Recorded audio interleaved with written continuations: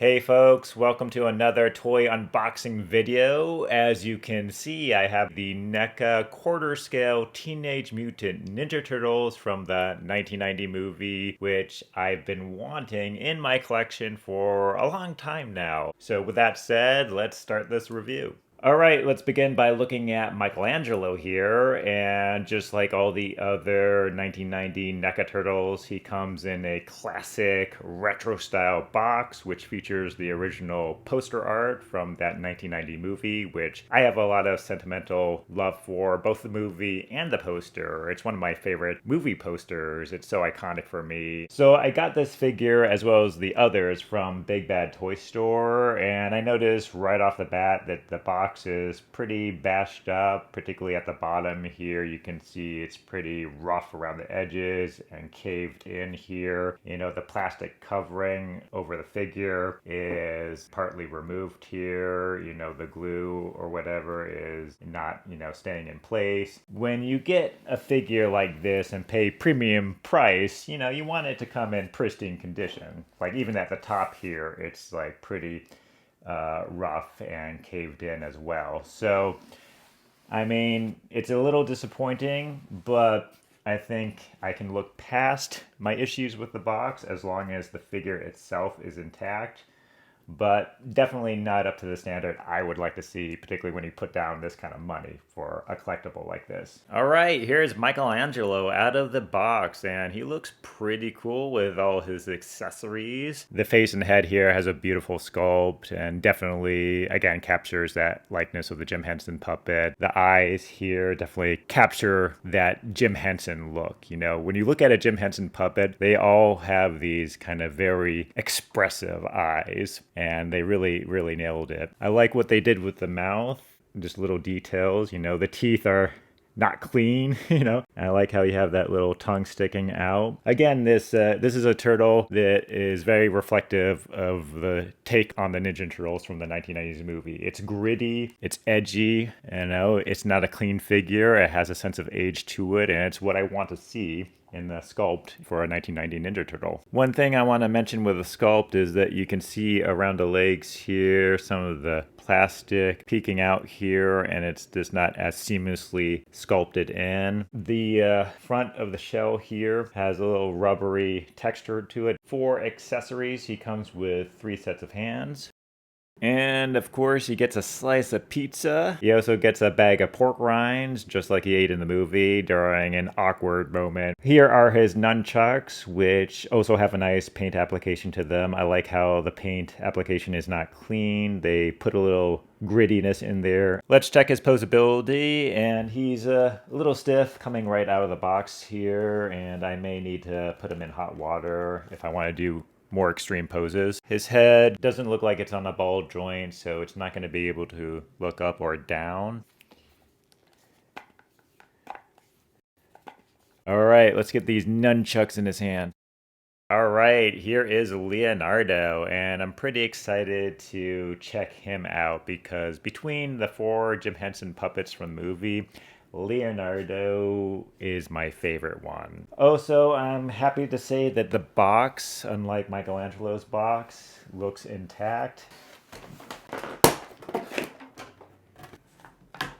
All right, there is Leonardo. He looks pretty awesome. In terms of the sculpting on Leo, they, again, just nailed it. I'm very, very happy. And his expression here with one eye squinting a little bit and the other eyebrow raised up on the other eye, it just totally screams Leo from that movie.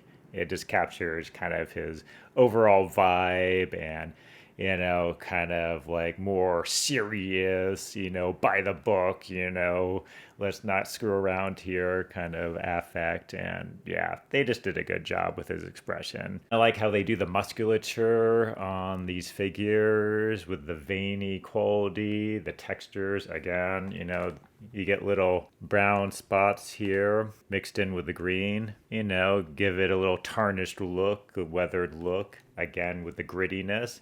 You gotta have that 90s grunge in a 90s Ninja Turtle. Also, I must say, unlike Michelangelo, just out of the box, this guy was easier to stand. All right, let's look at the back of Leo here, and we got his katana blade sheaths, and the paint application looks pretty good. The detailing has a lot of nuance to it. I like how they have the roping around the sheath kind of coming out here and loose. Gives it a little more edginess. The legs here too have that musculature and those veins popping out of them. Again, the paint application all across the body here is so good. Just has this kind of texture to it. It has the texture of those puppets, those rubber suits. All right, here's all his accessories. Just like the other turtles, he comes with 3 sets of hands.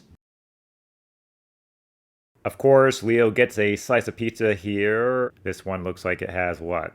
Peppers, olives, mushrooms on it. It looks like the pizza they ordered in the movie. He also comes with a canister of ooze. All right, here are his katana blades, and I'm noticing that the paint job here is not as nuanced and textured as the rest of the figure and accessories. It looks good still, but you know, I would have liked a little more detail on the handle here. The metal part I like more, and it has kind of a rusted, faded look, if you can see here behind the sheath. Yeah, look at that. Yeah. So it has some dirt and grime in it. I love that.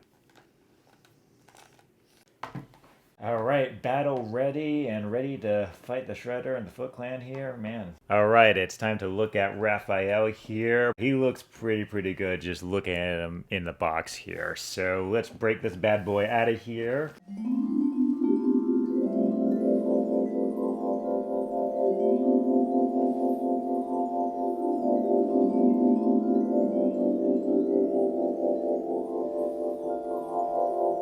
Alright, so let's take a closer look at Raphael here. Definitely the most angst-ridden of the turtles, just as with the rest of these figures here. His head is more proportional. In the movie, it was bigger and much more chunky, you know, but that was, again, a creative choice that I agree with. And you get those little cuts like here, look at that little cut line and mark, which he had in the movie too. Shell looks good and has more cut lines and marks. Again, we get 3 sets of hands here.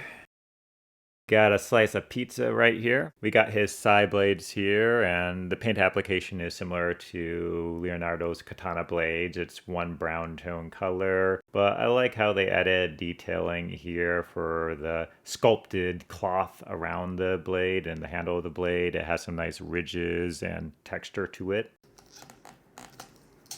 All right, there he is.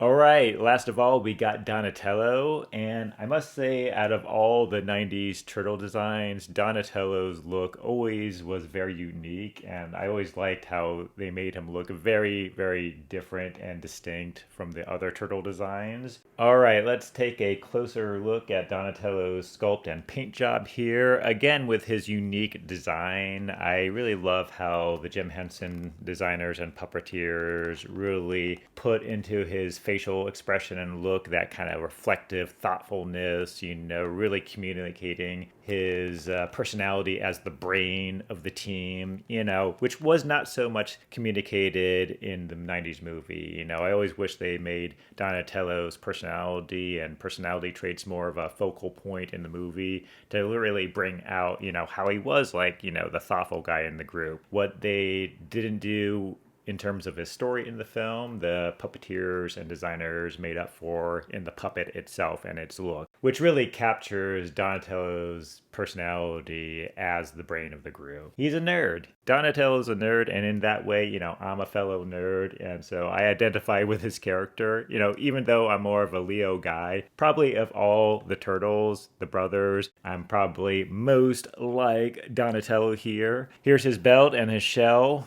And it's nice. It does the job, you know. So you got the belt sculpted onto the shell here, and then they actually have actual ribbon here. Cool.